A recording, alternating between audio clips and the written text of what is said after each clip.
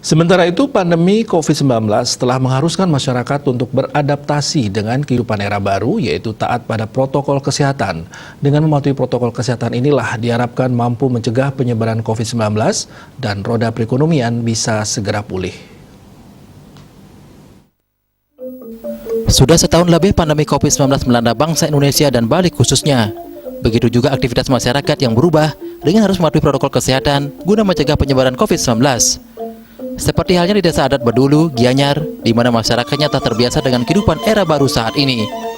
Berdesa Adat Bedulu, I Gusti Ngurah Made Serane menyatakan, saat ini Desa Adat Bedulu sudah menjadi zona hijau berkat ketaatan masyarakat dalam menerapkan protokol kesehatan.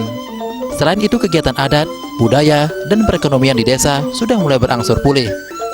Pihaknya senantiasa mengimbau masyarakat agar tetap taat pada peraturan pemerintah sehingga pandemi COVID-19 ini segera berakhir.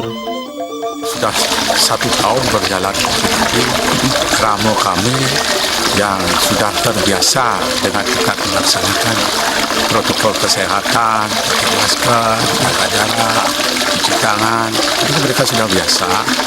Karena pada saat ini desa kami sudah dinyatakan zona hijau dan kegiatan adat dan budaya dan kegiatan perekonomian sudah mulai bergerak.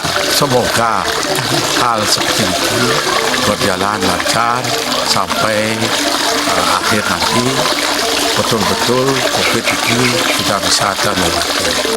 Pihaknya menambahkan meskipun roda perekonomian belum pulih seperti semula, namun masyarakat diharapkan bisa segera bangkit dari keterpurukan. Hal ini sesuai dengan visi dan usaha Kertilo ke Bali bersama-sama mewujudkan Bali era baru. Andika, Bali TV.